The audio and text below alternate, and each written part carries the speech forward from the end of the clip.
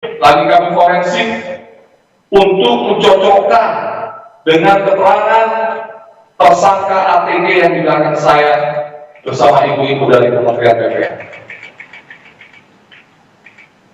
Kemudian Polres Bogor langsung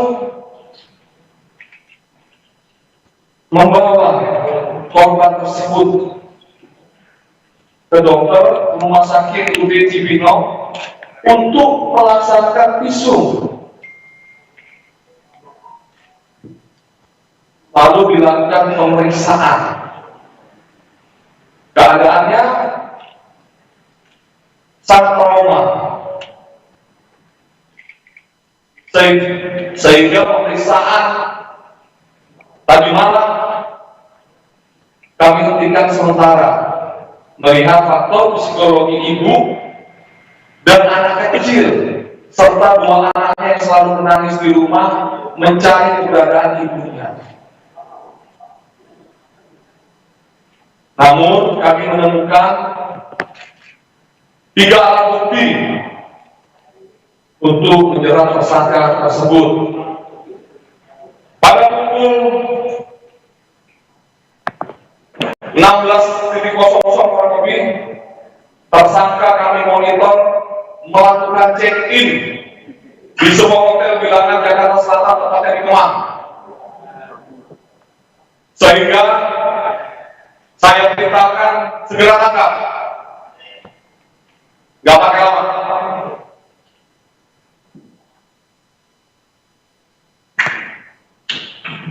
Pukul 19.45 tersangka berhasil kita amankan bersama teman-temannya, sejumlah 4 orang,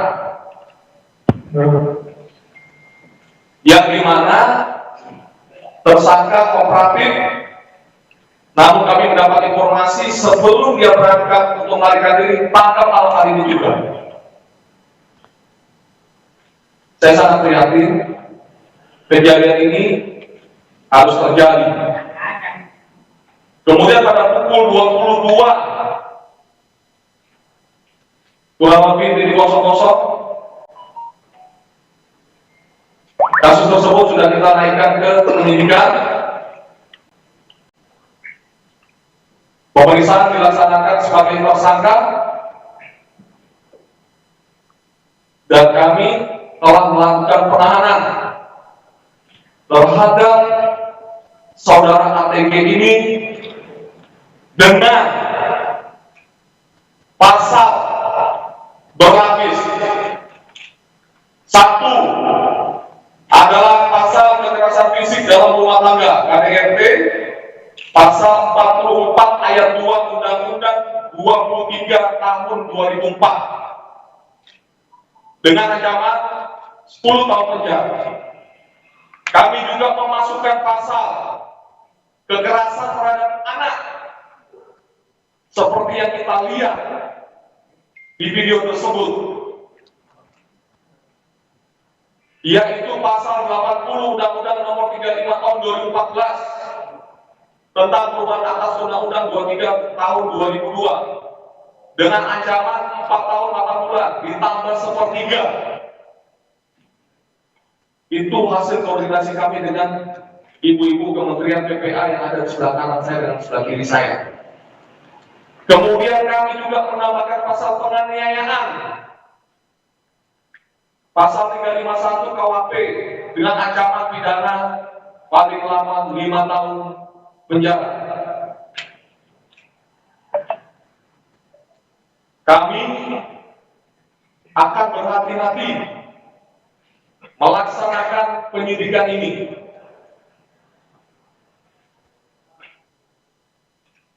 Kami juga menunjuk seluruh penyidik dari Polres Bogor adalah penyidik PPA yang wanita, yaitu Polwan.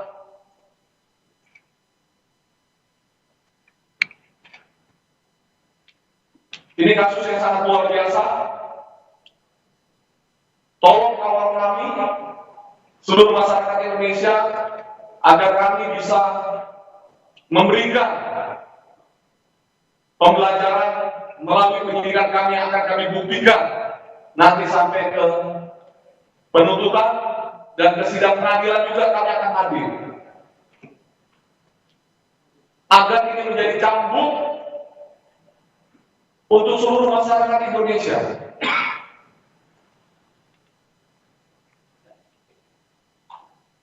Nanti kita akan mendengarkan dari Asisten Deputi Kementerian PPA Bu Pratin bagaimana pola-pola pengasuhan terhadap anak dan pola-pola terhadap psikologi dari korban.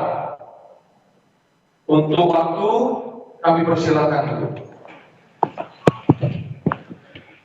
Terima kasih Pak Kapolres. Assalamualaikum warahmatullahi wabarakatuh. Shalom, Om Swastiastu, Namo Buddhaya, salam kebajikan dan tentunya salam sehat semua. Kementerian PPPA tentunya merasa prihatin Bapak Ibu dan juga peristiwa KDRT yang dilakukan oleh suami kepada istri dan juga anaknya. Dan tentunya kami juga mengapresiasi ya terhadap korban yang telah berani speak up terhadap kekerasan yang dialami. Karena kita tahu Bapak Ibu bahwa kejadian KDRT ini biasanya sering berulang, tapi tidak berani melaporkan ya kepada pihak-pihak yang berwenang untuk melakukan penanganan kekerasan, sehingga dalam kasus yang dialami oleh korban tentunya apresiasi sudah berani melaporkan kasus-kasus kekerasan yang dialami. Dan tentunya sesuai dengan tugas pokok fungsi Kementerian PPPA yang memberikan perlindungan terhadap perempuan korban kekerasan maupun anak yang melakukan dengan khusus yang memang mengalami kekerasan, kami akan terus mengawal terkait dengan proses-proses itu dari awal hingga selesai nantinya. Dan bersama dengan Dinas P3A Kabupaten Bogor tentunya kami akan melakukan pendampingan terkait dengan penguatan psikologis pada korban dan juga anak-anak dari korban yang berjumlah 3 orang dan 2 orang yang tentunya sudah umur 4 dan juga 6 tahun, dan yang paling kecil yang kemarin memang mengalami kekerasan secara langsung dari tersangka. Dan tentunya kami juga ingin memastikan bahwa bagaimana pola pengasuhan anak yang karena ibunya juga perlu penguatan psikologis dalam proses selanjutnya. Kami saat ini sedang melakukan pemetaan baik psikis, fisik dari keluarga yang nantinya mungkin akan bisa membantu dalam proses pengasuhan sebagai pengasuhan alternatif ya, karena ibunya saat ini tentu masih perlu penguatan psikologis nanti tentunya dengan Dinas P3A Kabupaten Bogor.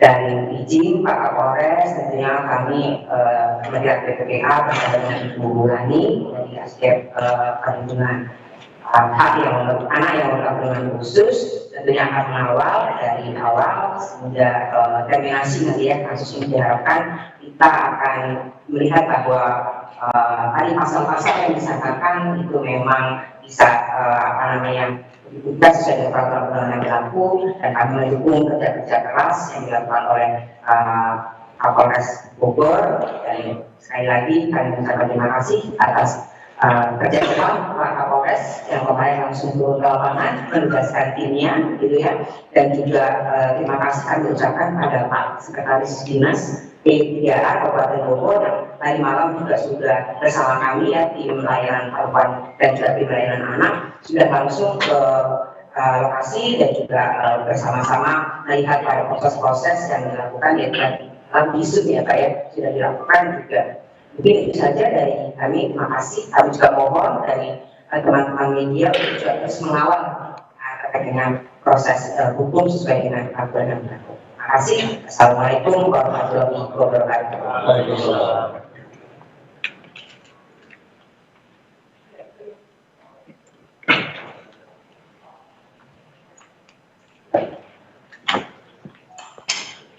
Terima kasih. Assalamualaikum warahmatullahi wabarakatuh. Selamat pagi Bapak Kapolres dan jajaran, kemudian dari Dinas PP Kabupaten Bogor dan teman-teman media semuanya. Tadi seperti yang sudah disampaikan oleh Asisten Deputi Perlindungan Hak Perempuan, saya dari Asisten Deputi Perlindungan Anak dan Perlindungan Khusus Kementerian PDNPA. Tentunya yang pertama kami mengapresiasi kerja keras dari Polres Bogor langsung turun ke lapangan untuk menjangkau korban, dan kemudian yang kedua adalah kami sangat prihatin terjadinya kasus ini, dan KDRT bukan yang pertama kali dan bukan urusan yang private saya rasa untuk dilakukan atau diutarakan oleh para korban.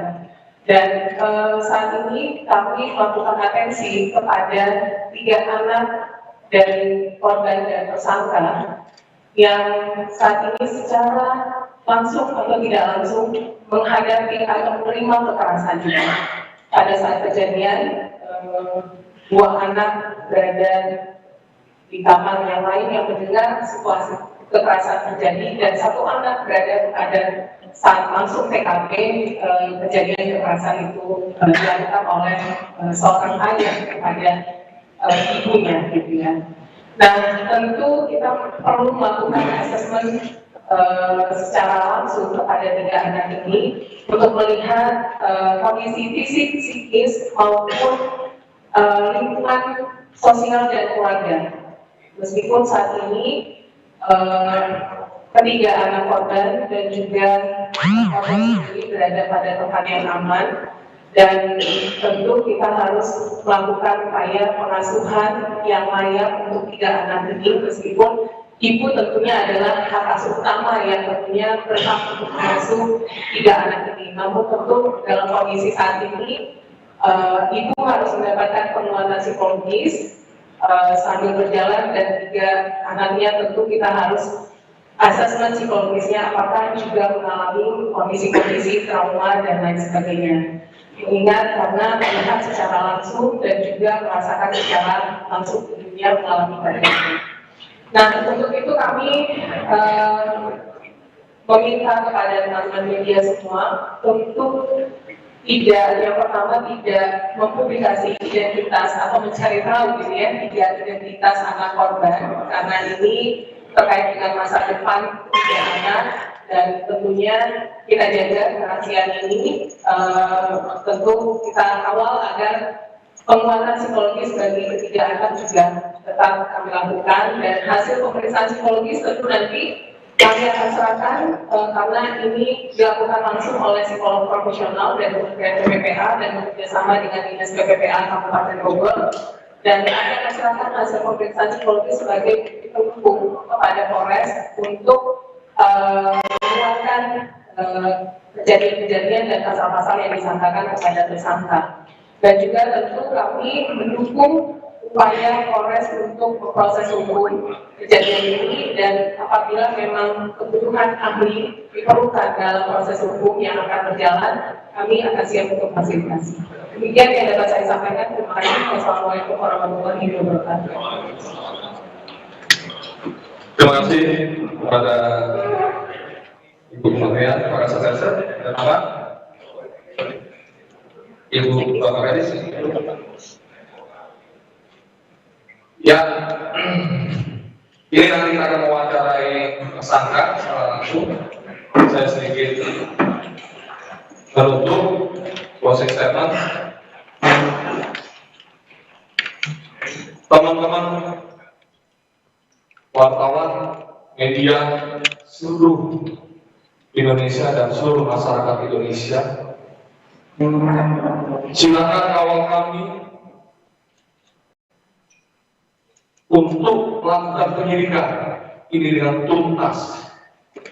Apabila ada informasi apapun sedikit pun, sampaikan kepada saya secara langsung. Ini menjadi warning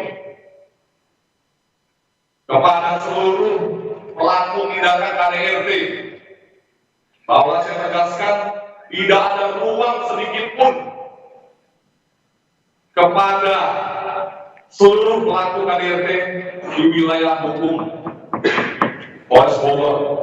Saya warning sekali lagi, tidak ada ruang sedikit pun kekerasan dalam rumah tangga terjadi di Kabupaten Bogor.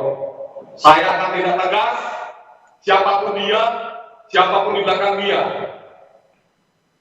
Karena saya masih mempunyai ibu kandung saya yang masih hidup. Mohon maaf kalau saya sedikit emosional. Demikian yang dapat saya sampaikan. Lebih kurangnya mohon maaf. Wassalamualaikum warahmatullahi wabarakatuh. Ada pertanyaan? Tiga barang buktinya apa aja Pak? Tiga barang buktinya tadi. Tes. Ya. Berdasarkan hasil pemeriksaan Sebentar, yang satu ya, dari mana? tiga barang dari antara dan tiga barang buktinya bisa disebutkan Pak. Jadi, 3 barang bukti ini, satu adalah dokumen tentang pernikahan antara pelaku dan korban. Yang kedua adalah flash disk yang kami berupa isi rekaman CCTV yang kami ambil dari medsos. Yang ketiga adalah screenshot dari medsos tersebut ini tentang terjadinya tindakan kekerasan tersebut terhadap ibu dan balita tersebut. Dan dari hasil penyelidikan pelaku melakukan KDRT berapa kali? Ya, dari fakta pemeriksaan penyidikan yang dilakukan oleh anggota kami dan diawasi langsung oleh Kementerian PPA bahwa tersangka telah melakukan lebih dari 5 kali. Dalam rentang waktu Sejak kapan, Pak? Dari semenjak dia menikah, bisa jadi lebih dari 5 kali. Pak, untuk kondisi bayi saat ini bagaimana, Pak? Kemarin kan sempat ketendang, lalu juga apakah selama 5 kali itu anak juga menjadi korban secara langsung dalam KDRT ini, Pak? Perlu teman-teman kami jelaskan bahwa kemarin anggota kami sudah 13.30 nyampe di TKP. Namun kami baru bisa masuk pada pukul 14.00 karena kami menunggu penyidik dari Polwan.